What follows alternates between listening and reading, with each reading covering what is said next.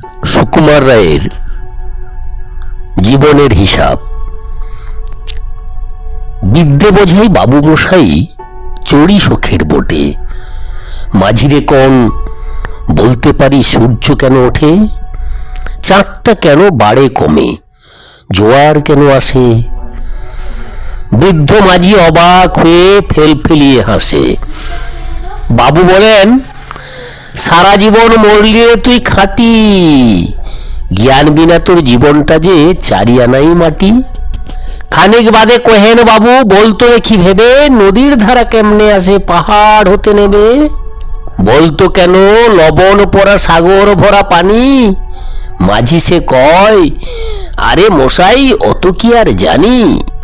বাবু বলেন, এই বয়সে জানিস নেওতা কি, জীবনটা তোর নেহাত খেলো অষ্ট আনাই ফাঁকি। আবার ভেবে কহেন বাবু, বলতো ওরে বুড়ো, কেন এমন নীল দেখা যায় আকাশের ওই চূড়ো। বলতো দেখি সূর্য চাঁদে গ্রহণ লাগে কেন। বৃদ্ধ বলেন, আমায় কেন লজ্জা দিছেন হেন। বাবু বলেন, বলবো কি আর বলবো তোরে কি, তা দেখছি এখন জীবনটা তোর 12 আনাই বৃথা। খানিক বাদে ঝড় উঠেছে, ঢেউ উঠেছে পুলে। বাবু দেখেন নৌকা খানি ডুবলো বুঝি দুলে।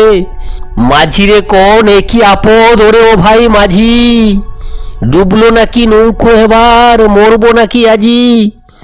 মাঝি সুধাই, সাঁতার জানো। মাথা নাড়েন বাবু। মূর্খ মাঝি বলে, মশাই এখন কেন কাবু।